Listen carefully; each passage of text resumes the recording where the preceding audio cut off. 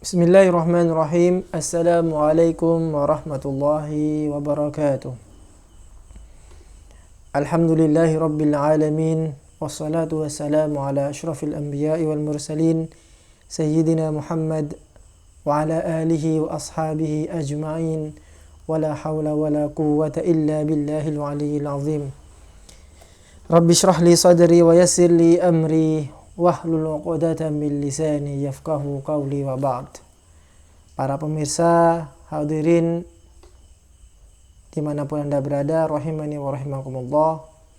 Pertama-tama marilah kita panjatkan dan puja dan puji syukur kita kehadirat Allah Subhanahu wa taala, di mana pada malam ini kita bisa melanjutkan kembali kajian aswaja kita, terutama dalam bidang sekte di dalam Islam. Seperti yang kita ketahui pada pertemuan sebelumnya telah kita bahas seputar Syiah. Mudah-mudahan kajian pada malam ini bisa berjalan dengan lancar tanpa ada halangan apapun. Amin ya rabbal alamin. Kedua kalinya sholawat serta salam mudah-mudahan tetap tercurah limpahkan kepada junjungan kita, baginda kita Nabi Muhammad sallallahu alaihi wasallam. Hadirin para pemirsa, rekan dan rekanita, sahabat dan sahabati, rahimani wa rahimakumullah. Sebagai informasi bahwa ini adalah pertemuan kita yang ke-6.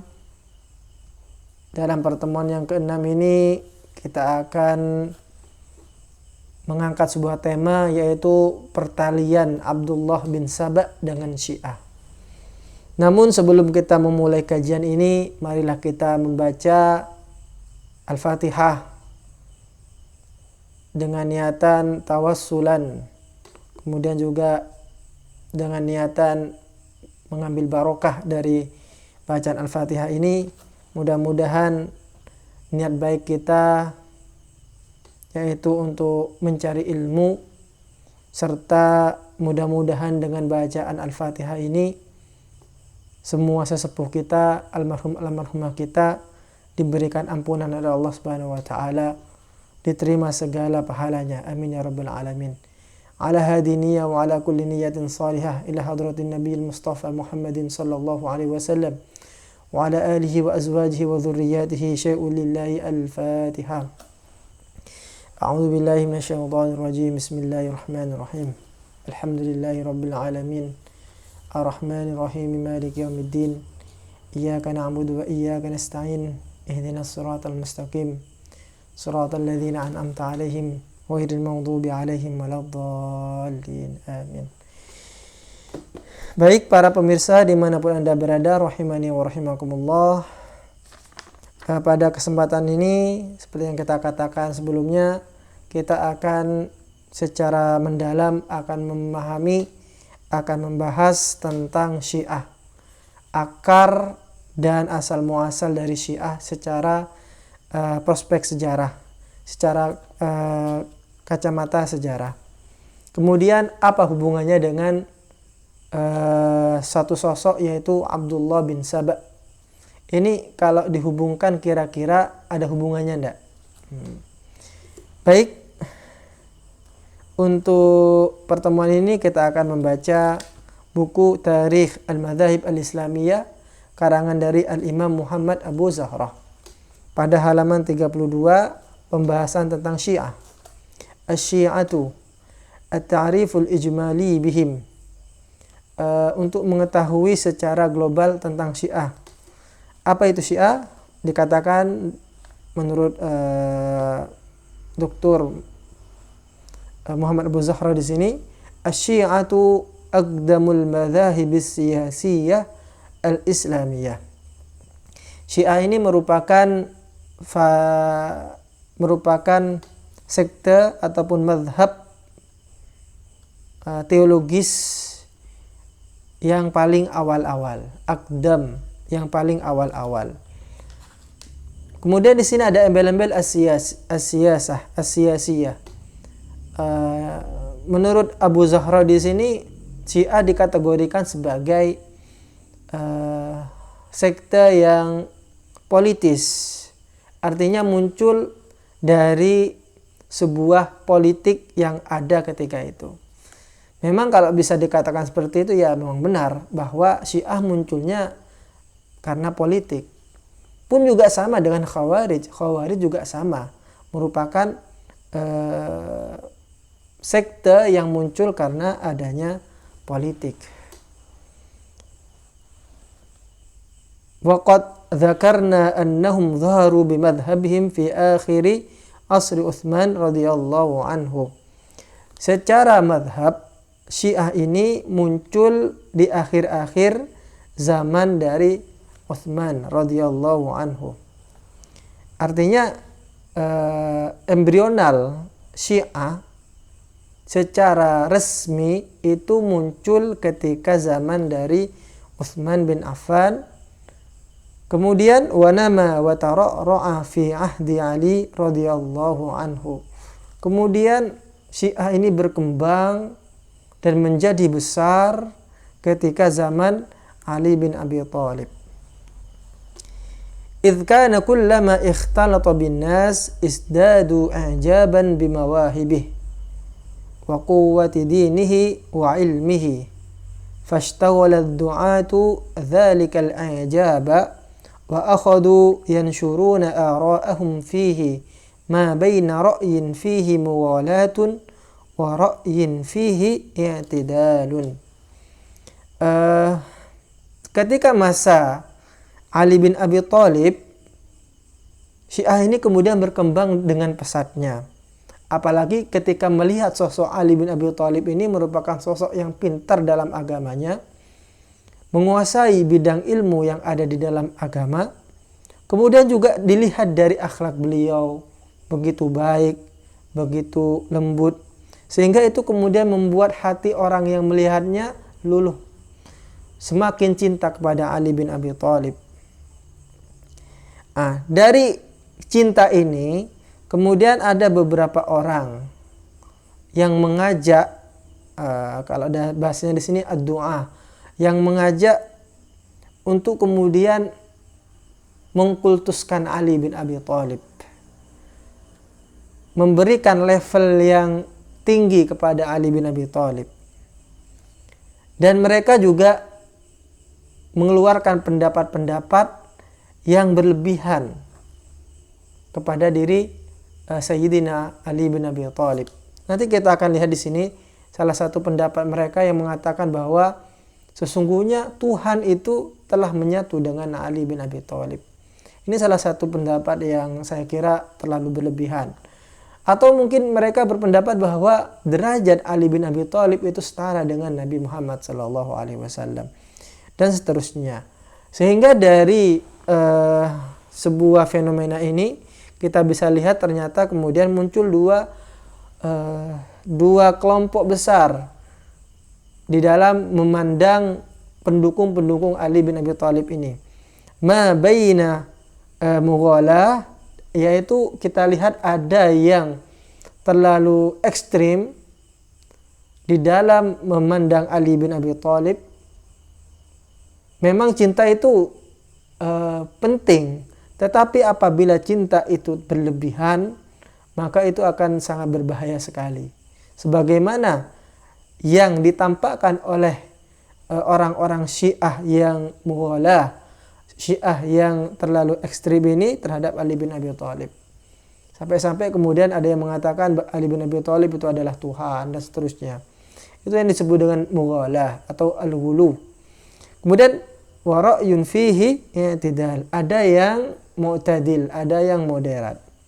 Nah, nanti kita akan memetakan mana Syiah yang ghulu, mana Syiah yang moderat.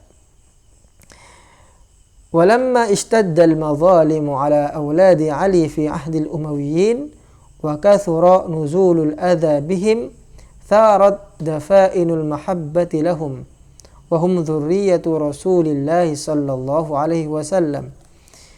Kemudian kalau kita lihat fase setelahnya itu ketika Ali bin Abi Thalib meninggal, kemudian digantikan oleh Al-Hasan. Al-Hasan tidak terlalu lama, beberapa bulan saja, kemudian digantikan Muawiyah bin Abi Sufyan. Disitulah mulai kemudian fase kerajaan di dalam kepemimpinan umat Islam. berubah dari sistem Khulafaur Rasyidin berubah menjadi sistem kerajaan, menjadi muluk, menjadi kerajaan. Nah, kemudian setelahnya ada Yazid. Nah, di masa Yazid ini kemudian terjadi pembantaian yang begitu besar terhadap anak keturunan dari Ali bin Abi Thalib, terutama dari jalur Husain, di mana Imam Al-Husain ketika itu juga ikut dibantai, bahkan dipenggal kepalanya. Kembali lagi kepada satu titik bahwa pendukung dari Ali atau Syi'atu Ali ini mereka menjadikan cinta atau mahabbah yang ada di dalam diri mereka itu disematkan kepada Ali bin Abi Thalib, kepada anaknya yaitu Al-Hasan, kepada Al-Husain dan seterusnya.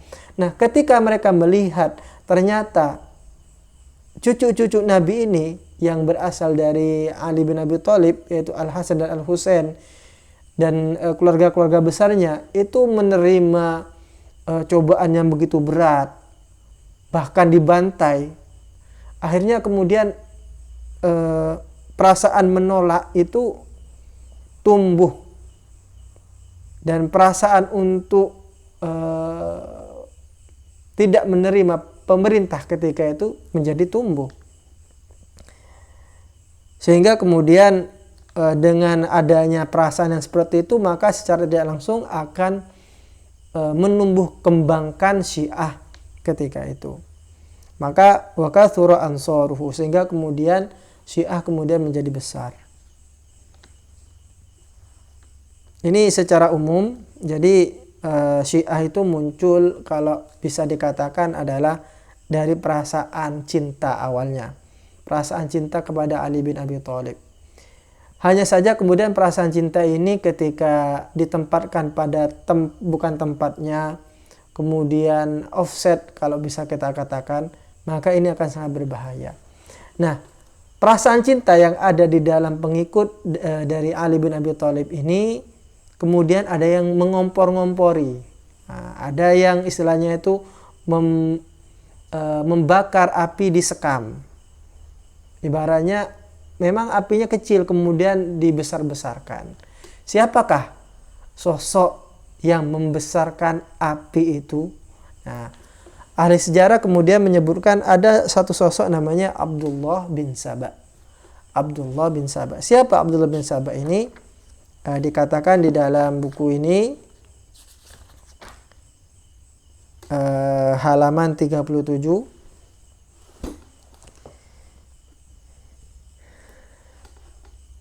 As-Sabaiyatu wahum atba'u Abdillahi ibnu Saba.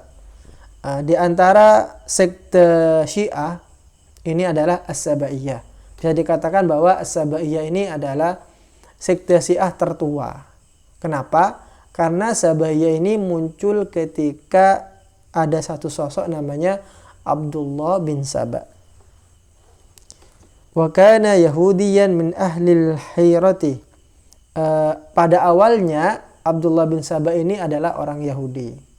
Kemudian masuk Islam, a'lana islamahu nifaqan fi ahdi Utsman ibn Affan. Dia masuk Islam tapi nifaqan, munafik. Munafik itu apa maksudnya? Maksudnya adalah secara bentuk luaran dia mengaku Islam, tetapi di dalam hatinya itu tidak ada Islam. Tidak ada kata Islam. Nah, justru ini yang berbahaya.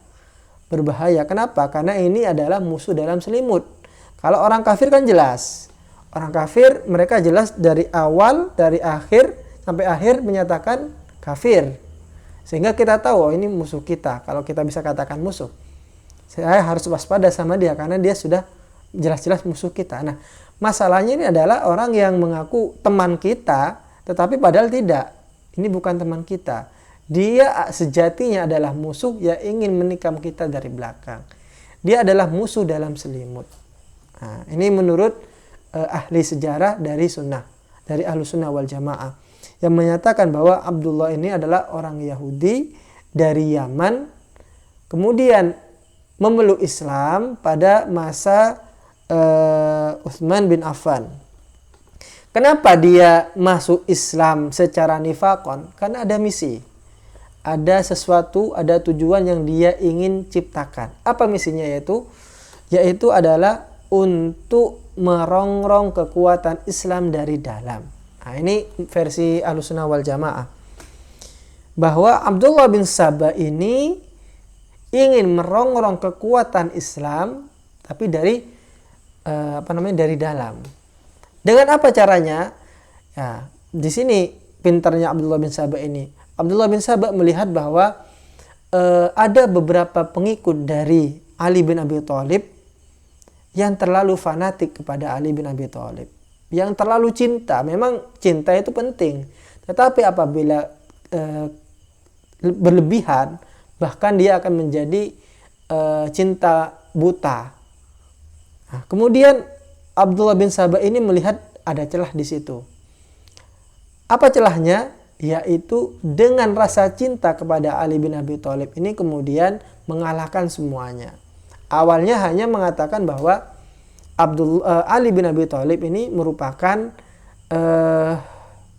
wakil dari Nabi Muhammad SAW. Kalau di sini dibahasakan wasiahnya Nabi Muhammad SAW.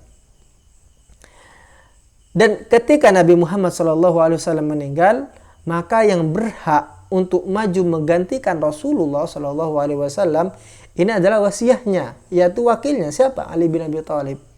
Nah, ketika ada orang lain yang mengambil hak dari Ali bin Abi Thalib, maka itu bisa dikatakan pencuri atau orang yang menggosap apa yang sudah menjadi hak dari orang yang mempunyai itu. Dalam hal ini, khilafah yang seharusnya itu diambil oleh Ali bin Abi Thalib, kemudian kenapa kok Utsman yang maju?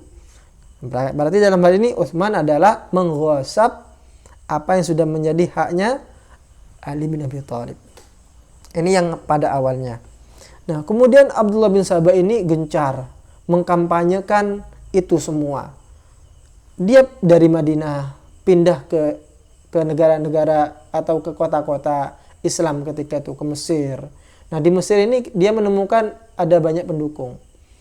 Nah, ketika dia sudah mulai banyak pendukungnya, kemudian mulai meninggikan levelnya. Yang awalnya dia hanya mengatakan bahwa Ali itu adalah wasiah, kemudian ditinggikan lagi. Apa itu? Dia mengatakan bahwa Tuhan atau Allah telah menyatu dengan Ali bin Abi Thalib. Telah menyatu dengan Ali bin Abi Thalib. Nah, ini sosok dari Abdullah bin Saba. Kita lanjutkan. Wa ummuhu amatu sauda. Walidzalika yuqalu anhu ibnu sauda. Kunyahnya atau panggilan dari Abdullah bin Saba ini adalah ibnu sauda. Kenapa? Karena ibunya itu adalah seorang budak hitam. Waqad asyarna ila annahu kana min ashaddi du'ati didd sayyidina Utsman wa wulatihi. Kita katakan bahwa Abdullah bin Saba ini merupakan tokoh yang getol, tokoh yang semangat memberikan perlawanan kepada Sayyidina Utsman dan memberikan pengaruh kepada orang-orang lain untuk melawan Utsman. Alasannya apa? Karena Utsman ini telah mengambil apa yang bukan haknya. Seharusnya itu punya Ali bin Abi Thalib. Kenapa kemudian diambil oleh Utsman? Nah, ini kemudian yang dicoba oleh Abdullah bin Saba, menggelorakan kampanye-kampanye itu untuk tidak taat kepada Utsman bin Affan. Menurut suatu riwayat kemudian kampanye itu bisa dikatakan berhasil dengan terbunuhnya Utsman bin Affan. Yang menariknya itu ketika zaman Ali bin Abi Thalib, pengikut dari Sabaiyah ini atau orang-orang yang masuk dalam golongan Abdullah bin Saba ini atau Sabaiyah ini, oleh Ali bin Abi Thalib pernah diperintahkan untuk dibakar. Mereka diperintahkan untuk dibakar. Kenapa? Karena mereka menyatakan Ali itu telah menyatu dengan Tuhan. Nah, ini berbahaya sekali. Kita lanjutkan. Tadarraja fi nashri afkarihi mawafasidihi bainal muslimin. Abdullah bin Sabah ini secara berangsur meluaskan, menyebarkan paham pemikirannya di antara kalangan orang-orang Islam.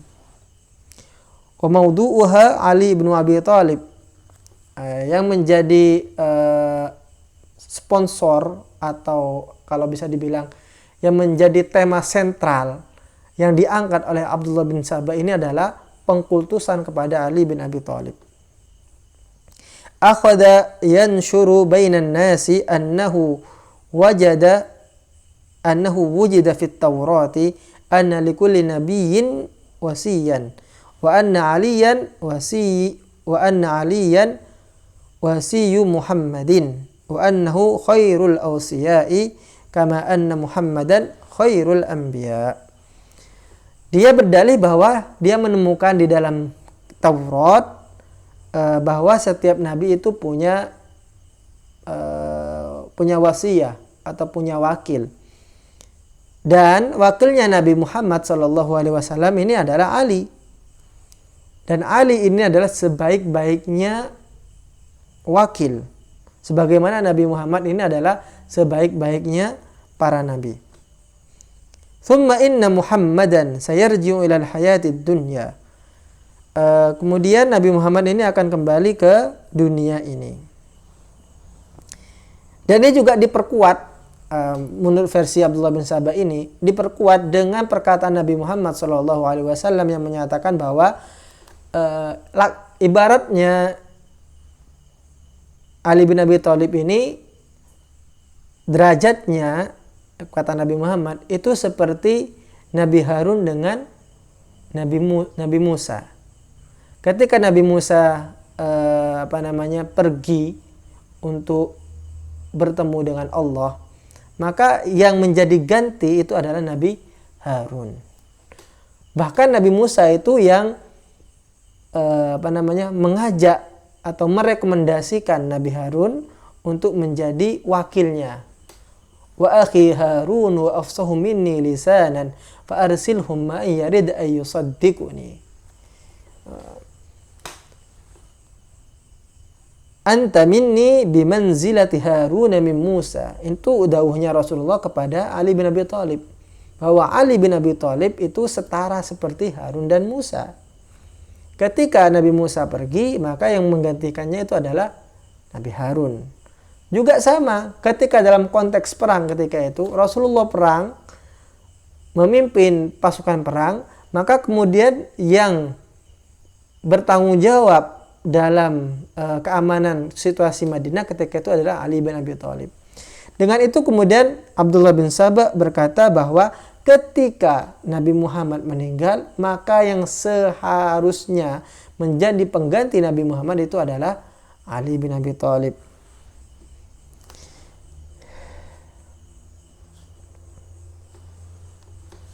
Nah, ini versi dari Ahlussunnah wal Jamaah.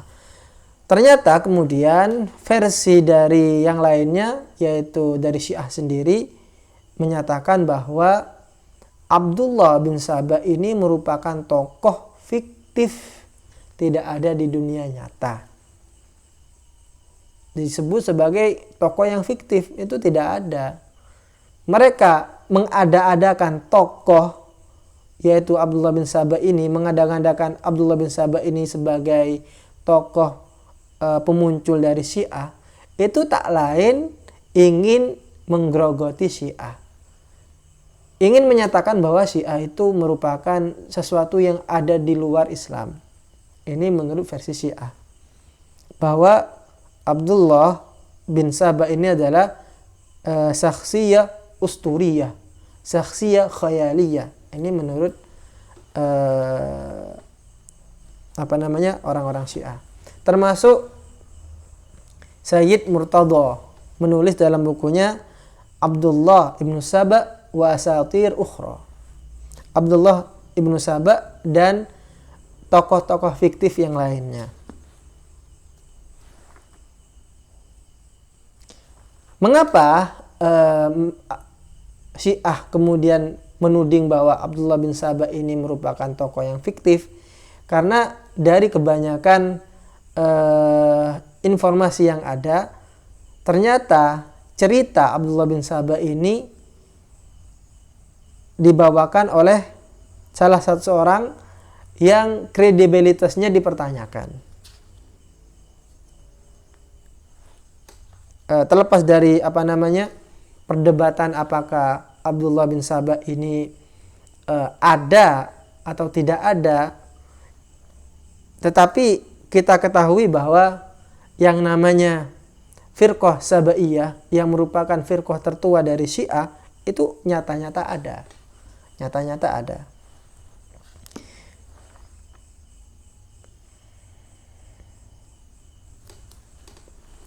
Wa inna min haula'i sabaiyya man kana yaqul innal ilaha halla fihi. Nah, ini salah satu ajaran dari Sabaiyah yang menyatakan bahwa sesungguhnya Tuhan itu telah bersemayam dalam diri Ali bin Abi Thalib.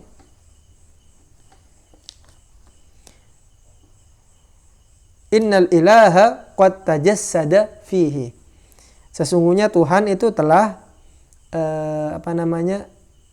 menyatu dengan jasad Ali bin Abi Thalib.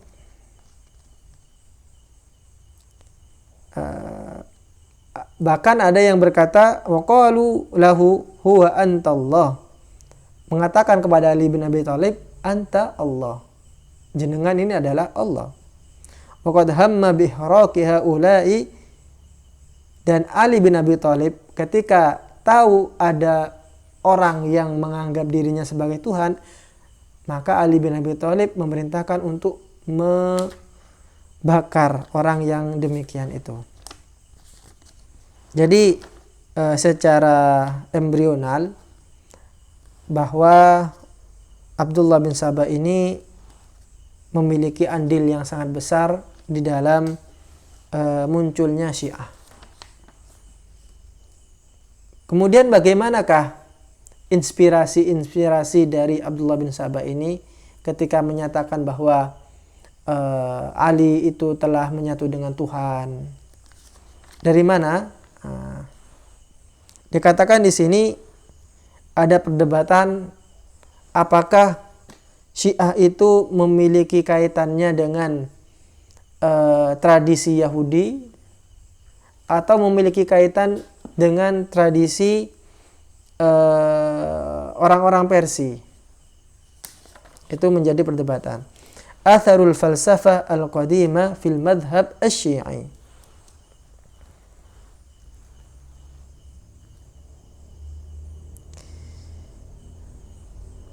فبعض العلماء الأوروبيين يقرون أن أصل المذهب الشيعي نزعة فارسية.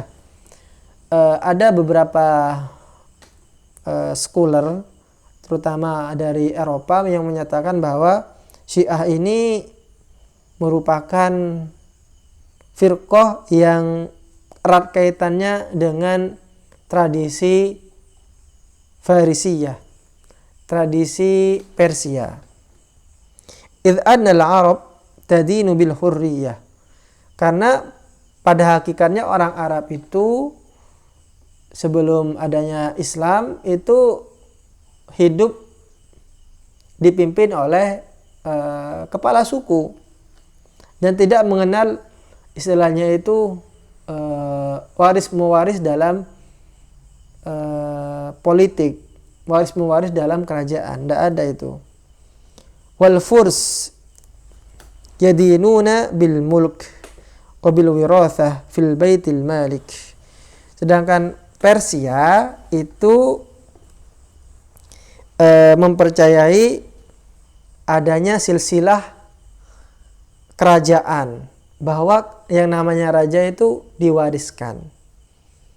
Dan itu yang kemudian masuk dalam apa yang dipercayai oleh Syiah Imamiyah, bahwa imam itu sudah diatur melalui jalur keturunan Al-Hasan dengan Al-Husain, yang kemudian mereka kenal ada 12 imam.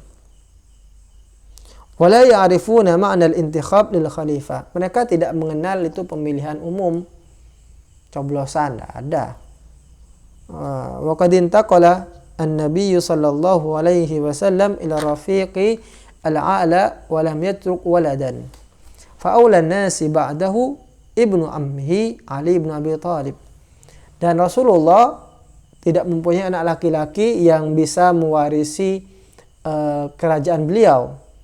Dan yang paling mungkin untuk ikut atau mendapatkan warisan kerajaan itu adalah sepupunya, yaitu Ali bin Abi Thalib. Faman akhadha al-khilafata ka Abi Bakrin wa Umar wa Uthman, barang siapa yang mengambil khilafah seperti Abu Bakar, Umar dan Uthman, faqad ightasaba al-khilafah min mustahiqiha, maka telah mengghasab, telah mencuri dari orang yang berhaknya.